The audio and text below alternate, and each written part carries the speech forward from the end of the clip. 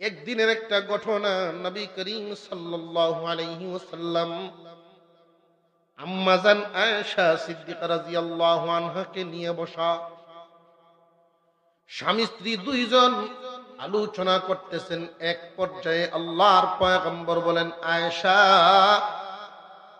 আজকে তুমি যা চাইবা আমি তাই দিব। আর একটু জোরে কন্যা সুবহানাল্লাহ। আয়েশা, যা চাইবা আমি তোমারে তাই দিব। আমরা এখানে যারা আছি, আজকে যদি বাড়িতে গিয়া বলি, বিবি রে, জীবন তো অনেকদিন কাটাইলাম, ভালো গেল মন্দও গেল, আসো দুইজনে বসে একটু গপ করি, আজকে যা চাইবা তোমারে তাই দিমু। ওয়াস্তে কি গিয়া যদি জিগায় যা চাইবা তাই দিম, মনে মনে করবো যাক বহুদিন পরে ওয়াজ একটু তাসির হইছে। চাওয়ার ক্ষেত্রে কোনটা চাইতে পারে? কেউ যদি বাজারে ঘর থাকে ওইটা চাই। বড় যেই টুমাটা আছে জমিনের বড় ক্ষেত, ওইটা চাই। মূল্যবান যেটা দুনিয়ার লাইনে ওইটাই চাইতে পারে। কিন্তু আম্মা জান আয়েশা সিদ্দিকা রাদিয়াল্লাহু আনহা, আল্লাহর পয়গম্বরের বিবি, সলিমুদ্দি কলিমুদ্দির মেয়ে না, চেরাগালির মেয়ে না, আবু বকর সিদ্দিক রাদিয়াল্লাহু আনহুর মেয়ে। আম্মা জান আয়েশা চিন্তায় পড়ে গেলেন। আল্লাহর নবী বলেছেন, যা চাইবা তাই দিব। কি চাইতে পারি, কোনটা ছায়া কি ঠইকা যায় কিনা বড় চিন্তায় পড়ে গেলেন। উনি সময় চাইলেন, ইয়া রাসূলুল্লাহ, ইয়া হাবিবাল্লাহ, আমাকে একটু সময় দেন, আমি চিন্তা করে তারপরও বলি। সময় নিয়ে এক সময় আম্মা জান আয়েশা সিদ্দিকা রাদিয়াল্লাহু আনহা বাবা আবু বকর সিদ্দিক রাদিয়াল্লাহু আনহুর কাছে গিয়া বলেন, বাবা গো, রাসূল বলেছেন আমি যা চাইবো তিনি তাই দিবেন। আমি যা চাইবো তিনি তাই দিবেন। আপনি আমারে শিখায়া দেন আমি কি চাইতে পারি। আবু বকর সিদ্দিক রাদিয়াল্লাহু আনহু আশ্চর্যের সুরে জিগাইলেন, তাই নাকি মা? নবী যদি বলে থাকেন, আল্লাহর পয়গম্বর যদি বলে থাকেন, তোমার কপাল বড় ভালো। মারে, তুমি তো এমন একজন মহিলা, তোমার স্বামী দুনিয়ার অন্য স্বামীর মতো না। তোমার স্বামী বলছেন যা চাইবা উনি তাই দিবেন, সুতরাং এতে কোনো সন্দেহ নাই। দুনিয়ার অন্যান্য স্বামীরা মাঝে মাঝে ফামের উপরে রাখে, কিন্তু তোমার স্বামী যা বলেছেন তাই করবেন, এতে কোনো। তবে আমি একটা কথা বলি, মাগো, আমি তোমারে কি চাইবা শিখায় দিব, তবে শর্ত হলো যা পাইবা, যা শিখবা, সবার আগে আমারে জানাইবা। ঠিক আছে আব্বা, আমি যা পাইব সবার আগে আপনাকে। আম্মা জান আয়েশা সিদ্দিকা রাদিয়াল্লাহু আনহাকে আবু বকর সিদ্দিক রাদিয়াল্লাহু আনহু শিখায় দিলেন, যাও তুমি গিয়া জিজ্ঞাসা করবা, ওগো আল্লাহর পয়গম্বর মেরাজে যখন গমন করেছিলেন, আল্লাহর খুব কাছাকাছি ছিলেন। দুইটা তীর, তীরের যেই দুইটা মাথা, শিকারী যখন টান দেয়, ধনুকের দুইটা মাথা এক হয়ে যায়। দুইটা মাথা যত কাছাকাছি, আল্লাহ এবং রাসূল মেরাজে এত কাছাকাছি ছিলেন। দুই দুস্তুর মধ্যে কত আলোচনা হয়েছে, কত ধরনের কথাবার্তা হয়েছে দুই বন্ধুর মধ্যে। ওগো নবীজি, মেরাজ থেকে আয়েশা উম্মতের কাছে আপনি বর্ণনা করেছেন, এমন কোন গোপন কথা আসেনি যেটা দুই বন্ধুর মধ্যে হয়েছে উম্মতের কাছে বলেন নাই। এমন কোন গোপন কথা যদি থাইকা থাকে তাহলে সেটা আমি আয়েশারে বলেন। আম্মা জান আয়েশা সিদ্দিকা রাদিয়াল্লাহু আনহা রাসূলের কাছে গিয়ে বলেন, ইয়া রাসূলুল্লাহ, ইয়া হাবিবাল্লাহ, আপনি বলেছেন আমি যা চাইবো আপনি তাই দিবেন। বলে হ, এখনো আমি সেই কথার থেকে নড়ি নাই, এখনো মেয়াদ আছে। যা চাইবা তুমি তাই পাইবা। ও গো নবীজি, আপনি আমারে বলেন, মেরাজে গমন কালে আল্লাহ এবং আপনার মধ্যে যত কথা হইছে উম্মতের কাছে তো খবর পৌঁছায় দিছেন, এমন কি কোনো গোপন কথা আসেনি যেটা কোনো কাউকে বলেন নাই? যদি ওই গোপন কথা থাইকা থাকে ওই কথাটা আমি আয়েশারে জানায় দেন, ওইটাই আমি আপনার কাছে চাই। হুজুর সাল্লাল্লাহু আলাইহি ওয়াসাল্লাম চোখের কোনায় পানি জমা হয়ে গেছে। আল্লাহর পয়গম্বর বলেন, আয়েশা, বুঝে ফেলেছি এটা তোমার বাবা শিখায় দিছে।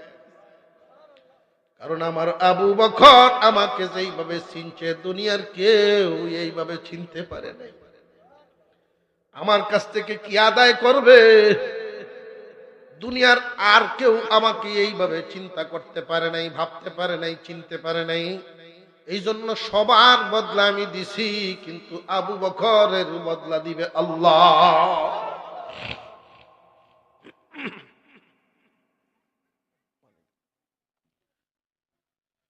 আয়েশা, আমি তোমাকে কথা দিয়েছি, যা চাইবা তা দিব, তুমি যা চেয়েছ। এমন একটা গোপন কথা, এই কথাটা তোমার কাছে বলার জন্য তুমি দাবি করছো। তোমার দাবি পূরণ হবে, তবে জেনে রাখো গোপন তো আজ থেকে আর গোপন রইল না। আল্লাহর সাথে আমার কথা হইছে, আমি আমার উম্মতের মুক্তির জন্য আল্লাহর কাছে দরখাস্ত করেছি। আমার এমন উম্মত হইতে পারে যেই উম্মতের আমল নামায় অনেক আমলের ঘাটতি থাকবো। আমার উম্মতের মধ্যে এমন উম্মতও হবে শেষ জামানার উম্মতেরা আমলে অনেক কমতি হবে, অনেক ঘাটতি থাকবে। ওগো আল্লাহ, আমার উম্মতকে ছোট ছোট আমল দিয়েও যেন জান্নাত দেন, আল্লাহর কাছে আমি দরখাস্ত করেছি। আল্লাহ রব্বুল আলামিন আমার সাথে কথা দিয়েছেন, দোস্ত, আপনার উম্মতের মধ্যে কোন উম্মত যদি এমন একটা ছোট আমলও করতে পারে, সেই ছোট আমলটা কি কারোর আচরণের মাধ্যমে, কথার মাধ্যমে, ব্যবহারের মাধ্যমে একজন যদি আর একজনের ভাঙ্গা মন জোড়া লাগায় দেয়, এর বদৌলতে আমি আল্লাহ তারে জান্নাত দিব। আচরণের মাধ্যমে, কথার মাধ্যমে, ব্যবহারের মাধ্যমে কেউ যদি কারোর ভাঙা মন জোড়া লাগায় দেয়, বদলায় জান্নাত। আপনি ব্যবহারের মাধ্যমে একজন ভাঙা মনওয়ালা মানুষকে খুশি করে দিলেন। একজন মানুষের মন খারাপ, আপনার আচরণে তার মনটা ভালো হয়ে গেল। কারোর মনে যদি একটু সুখ দিতে পারেন আপনার আচরণের মাধ্যমে, কারোর মন খুশি হইল, এর বদৌলতে আল্লাহ জান্নাত দিবেন। আম্মা জান আয়েশা সিদ্দিকা রাদিয়াল্লাহু আনহা বাবা আবু বকরের কাছে আয়েশা বলেন, আব্বা জান, রাসূল বলেছেন কেউ যদি কারোর আচরণের মাধ্যমে, ব্যবহারের মাধ্যমে কোন মানুষের ভাঙা মন জোড়া লাগায় দেয়, আল্লাহ এর বদৌলতে জান্নাত দিবেন। একজন মানুষের মন খুশি করার কারণে যেই নেকিটা হয়, এই নেকির বদলায় আল্লাহর তৈরি জান্নাত মিলবে। এই কথা শোনার পরে আবু বকর সিদ্দিক রাদিয়াল্লাহু আনহু হাউমাউ করে কান্না শুরু করছে, হাউমাউ করে কান্না শুরু করছে। আম্মা জান আয়েশা বলেন, বাবা গো, এইভাবে কেন কান্দেন আপনি, এইভাবে কেন কান্দেন? আমি ভাবছিলাম আপনি বড় খুশি হবেন। আমার জীবনে দেখছি আপনার টাকা দিয়া, আপনার ব্যবহার দিয়া, আপনার আচরণ দিয়া কত মানুষকে খুশি করছেন। আপনার দোকান বেচার পয়সা দিয়া গুলাম খরিদ করে আজাদ করে দিছেন। আপনার দোকানের ডাল চাল নিয়ে কত মানুষকে, বুকা ফাঁকা মানুষকে খাবার খাওয়াইছেন। সংসারে শিশুদের কান্না, পরিবারে খাবার নাই এমন পরিবারে আপনি দোকান থেকে মাল দিছেন, বিনিময়ে টাকা নেন নাই। বহু পরিবার এমন ছিল আপনার পয়সা দিয়া চলছে। আব্বাজান, আমি তো মনে করেছি আমার কথা শোনার পরে আপনি হাসবেন, কিন্তু আপনি এইভাবে কাঁদবেন। আর কান্দার কারণটা কি গো বাবা? জীবনে তো দেখি নেই কাউকে আপনি কষ্ট দিতে, বরং আপনার ব্যবহারের মাধ্যমে হাজার হাজার মানুষের ভাঙা হৃদয়ে জোড়া লাগছে। আবু বকর সিদ্দিক রাদিয়াল্লাহু তাআলা আনহু বলেন, মা, তোমরা তো একদিক চিন্তা করো আর আমি উভয় দিক ভাবতেছি। আল্লাহ পাক রব্বুল আলামিন এই ছোট একটা আমল ব্যবহারের মাধ্যমে, আচরণের মাধ্যমে যদি কারোর মন জয় করা যায়, কারোর ভাঙা মন জোড়া লাগানো যায়, ব্যবহারের মাধ্যমে একজন মানুষের মন যদি জোড়া লাগানো যায়, খুশি করা যায়, বদলায় যদি আল্লাহ জান্নাত দেন। রে বাপ, জীবনে চলার পথে যদি অজান্তে কোনো মানুষের মন ভাঙ্গিয়া থাকে, মন গড়লে যদি জান্নাত পাওয়া যায়, মনে আঘাত দিলে তো জাহান্নাম মিলবে গো মা। তোমরা তো শুধু একটা দিক চিন্তা করো, আমি উল্টা দিকটাও চিন্তা করতেছি। এই জীবনে চলার পথে কেউ যদি কারোর মনে খুশি রাখতে পারে, কারোর মনে প্রশান্তি দিতে পারে, উপকার করতে পারে, বদলায় আল্লাহ তারে জান্নাত দিবেন। কিন্তু যদি আমার জবান এবং হাত দ্বারা কারোর ক্ষতি হইয়া তাকে বদলায় তো জাহান্নাম হবে। মানুষের অন্তরে, মানুষের হৃদয়ের গভীরে আল্লাহর বাসস্থান, মালিক।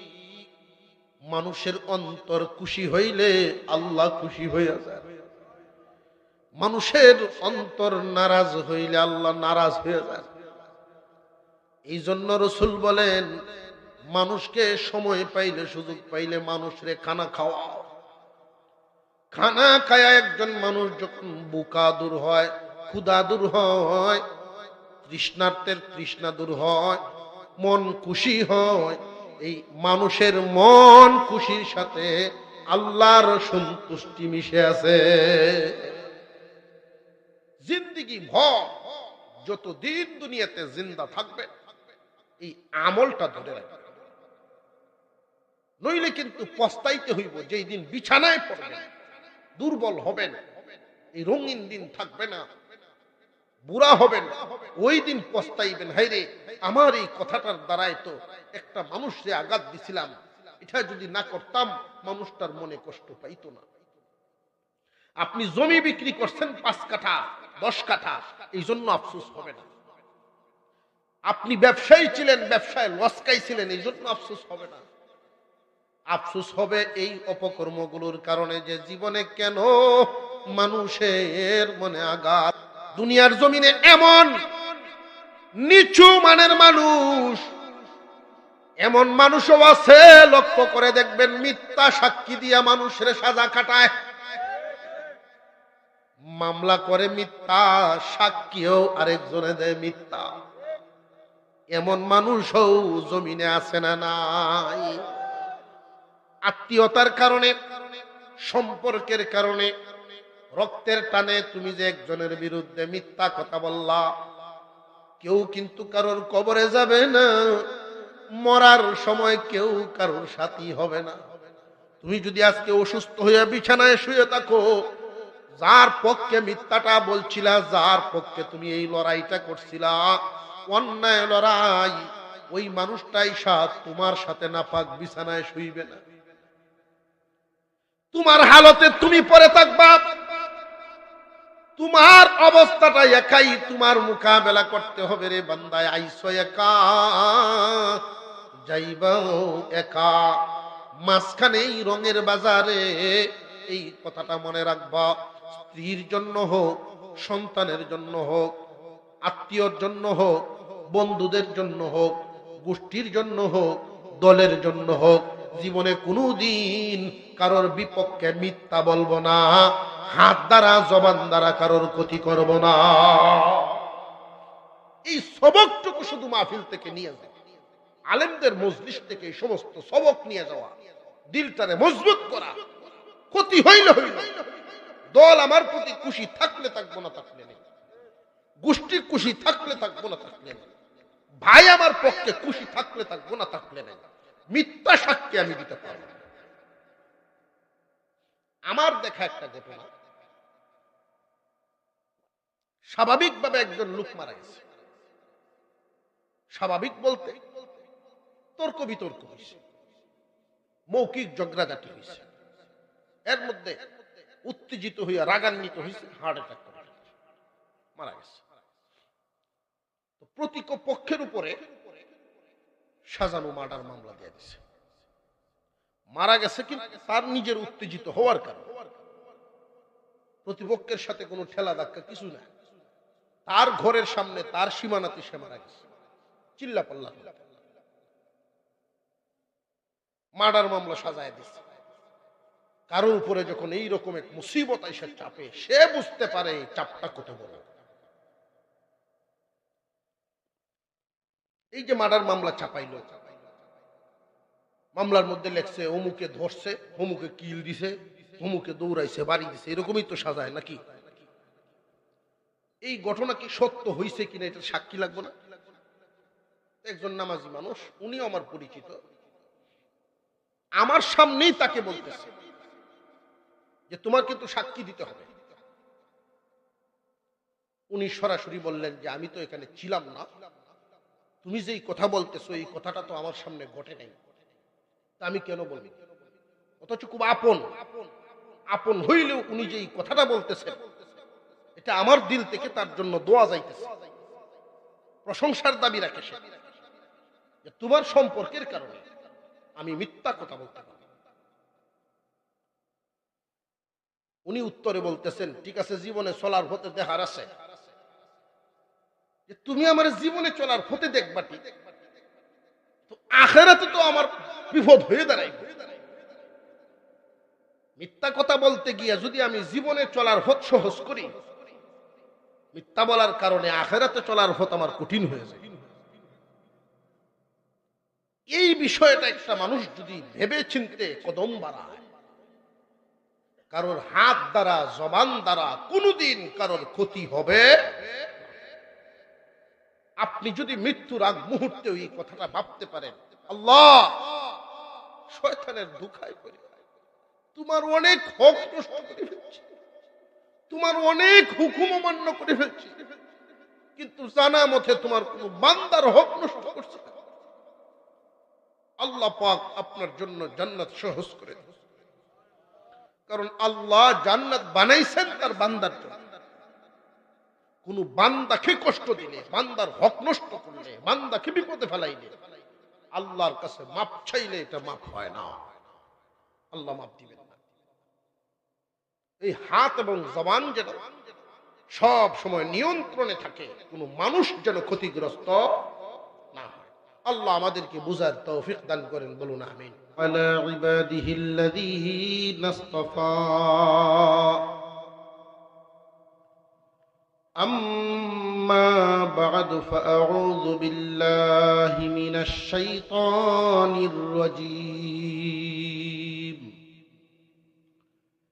বিসমিল্লাহির রহমানির রহিম। ইন্নাল আবরারা লাফি নাঈম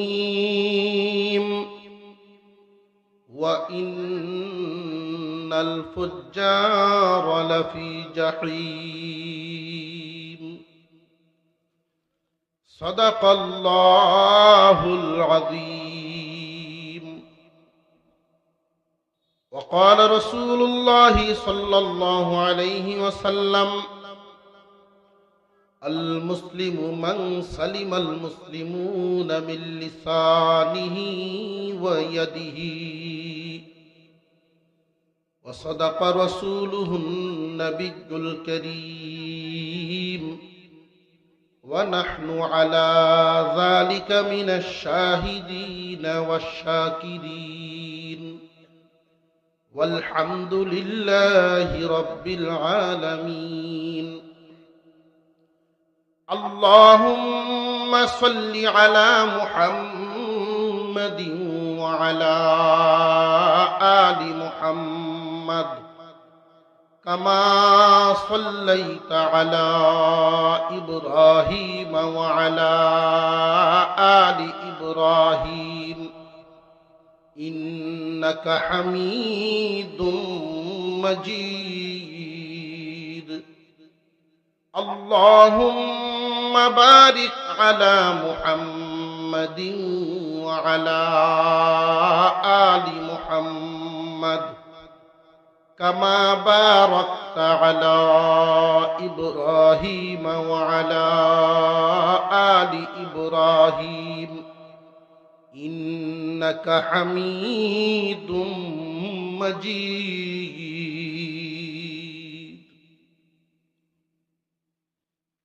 নিশ্চিন্তপুর ইসলামিয়া মাদ্রাসার উদ্যোগে আয়োজিত বার্ষিক ওয়াজ ও দোয়া মাহফিলের শ্রদ্ধাভাজন সভাপতি সাহেব, উপস্থিত হযরত উলামায়ে কেরাম, মুরব্বিয়ানে আযম, সর্বস্তরের মুসলমান ভাইয়েরা, পর্দার আড়াল থেকে আলোচনায় শামিল দ্বীনদার ইমানদার মুসলমান মা ও বোনেরা, আল্লাহর দরবারে শুকর আদায় করি যে এই পর্যন্ত উলামায়ে কেরামের সামনে কোরআন হাদিসের আলোচনার মজলিসে আমাদেরকে শামিল হওয়ার তৌফিক দিয়েছেন, বলি আলহামদুলিল্লাহ। সন্ধ্যার পর থেকে একের পর এক আলেম ওলামাগণ আপনাদের সামনে আলোচনা করেছেন। বিশেষ করে এই মুহূর্তে যিনি বিদায় নিলেন, তিনি শুধু আপনাদের এই মৌলভীবাজারের সম্পদ নন। আমি মনে করি আল্লাহ পাক আমাদের বাংলাদেশের জন্য এই এলাকায় একটা তারকা উদয় করেছেন। আমি ওনাকে শুধু ওয়াইজ বা বক্তা হিসেবে চিনি না, আমি ওনাকে চিনি একজন মুহাক্কিক, বড় আলেম, এবং আমাদের যে আকাবির মুরব্বী যারা ছিলেন, গহর আলাইহি, কাতিয়ার সাহেব রহমতুল্লাহি আলাইহি, বরুণার সাহেব রহমতুল্লাহি আলাইহি, ওয়ালা একজন মানুষ। সেই মানে এই নিয়ামতের কদর করবে। আর আপনাদের মধ্যে এটা আছে, আমি দেখছি আলহামদুলিল্লাহ। ওনার সামনে আপনারা যেভাবে বসা ছিলেন, উনি আপনাদের প্রতি খুশি আছেন, আপনাদের আচরণে আপনারা ওনাদের প্রতি খুশি আছেন, এটাই আল্লাহ সন্তুষ্ট থাকবে। এই নিয়ামতের কদর করবেন। তো আমাদের সেই হারিয়ে যাওয়া মুরব্বীদের রং, মুরব্বীদের সুরত, মুরব্বীদের আচার আচরণ উনার মধ্যে পাওয়া যায়। আল্লাহ পাক যেন সেই নিয়ামতে পরিপূর্ণতা দান করেন, বলুন আমিন। আমি আপনাদের সামনে খুব লম্বা চূড়া আলোচনা ইচ্ছা পোষণ করছি না, অনেক রাত হয়ে গেছে। যেহেতু মাদ্রাসার পক্ষ থেকে, কমিটির পক্ষ থেকে একটু আপ্যায়নেরও ব্যবস্থা আছে। যদি আমরা লম্বা চূড়া করতেই থাকি তো ছোট বাচ্চারা মনে করবে একটু ভালো শেবের মধ্যে আটকাইছে, আমরা সিন্নিটাও দিতেছে না আর বিদায়ও হইতেছে। এরকম সেবা শিবির কোনো কারবার না। আমি একটা বিষয় একটু ইচ্ছা পোষণ করছি কথা বলার জন্য, যে যতদিন দুনিয়ার জমিনে বেঁচে থাকবো,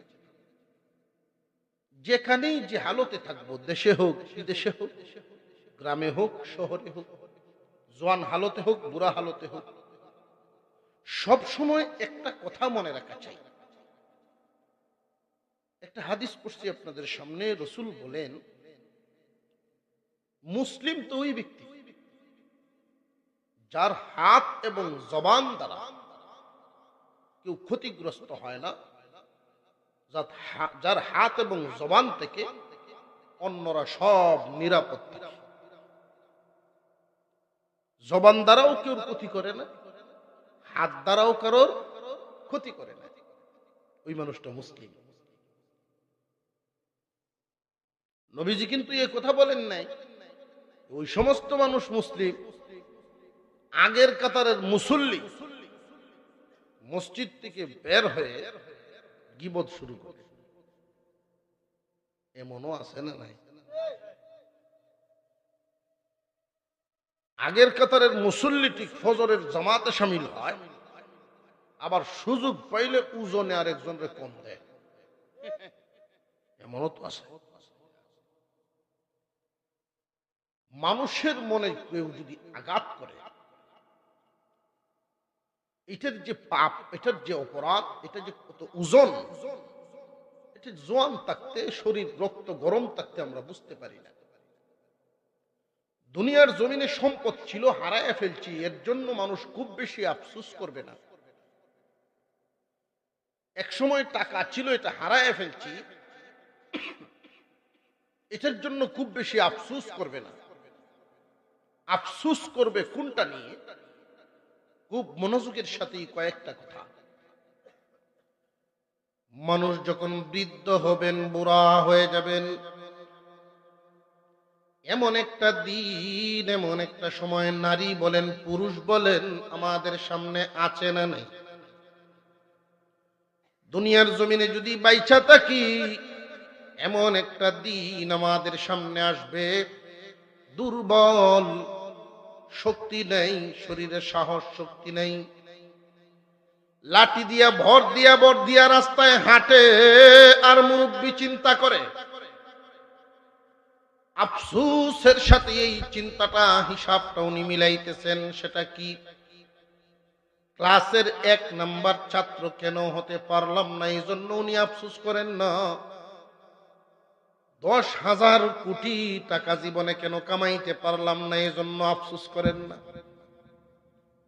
বুড়া বয়সে একটা মানুষ বিছানায় শুয়া শুয়া আফসোস করে, কি জানেননি? সেই সময়টা মানুষ আফসোস করে, কেন আমি জোয়ান কালে রক্তের গরমে আমার প্রতিবেশী এক ভাইকে আমি আঘাত করতাম। ক্লাসের 1 নাম্বার ছাত্র কেন হইতে পারলাম না, এই জন্য কিন্তু আফসোস করবে না। বিছানায় শুয়া মানুষ আফসোস করবে, আর মনে মনে ভাববে, আমি কেন আমার দল বল গোষ্ঠীর শক্তি কাটায়া আরেকজনের একটা জায়গা দখলে রাখলাম সারা জীবন। এই কাজগুলি যদি না করতাম, মানুষের মনে আঘাত পাইতো না। মানুষের মনে আঘাত যদি না দিতাম, তাহলে মানুষ মন থেকে আমার জন্য দোয়া করত। আর মানুষের মনের দোয়ার বদৌলতে এমনও হতে পারত, এই উসিলায় আমার মরণের শেষ অবস্থাটা ভালো হইতো। বহু মানুষের মরণ হয় বাথরুমে পইরা, অনেক মানুষের মরণ হয় পেশাবের উপরে। দুনিয়ার জমিনে আপনি যতই সুগন্ধি মাইকা চললেন, রাস্তা দিয়ে হাঁটার সময় সাইটে ভাইটে সুঘ্রাণ ছড়াইতো, কিন্তু শেষ অবস্থাটা যদি এমন হয়, পেশাব করে কাপড় বড়ায় রাখেন, ঘন্টা 2 ঘন্টা পরে কেউ আইসা বদলাইয়া দেয়। সুরত যদি এমন হয়, এই জন্য সাবধানে দিন যাপন করা, সাবধানে অতিক্রম করা। মানুষের মনে যদি মানুষ আঘাত দেয়, এই গুনাহটা আল্লাহ মাপ দেন না, যতক্ষণ পর্যন্ত মানুষ মানুষের কাছ থেকে মাপ না নিবে, ততক্ষণ আল্লাহ তারে মাপ দিবেন না।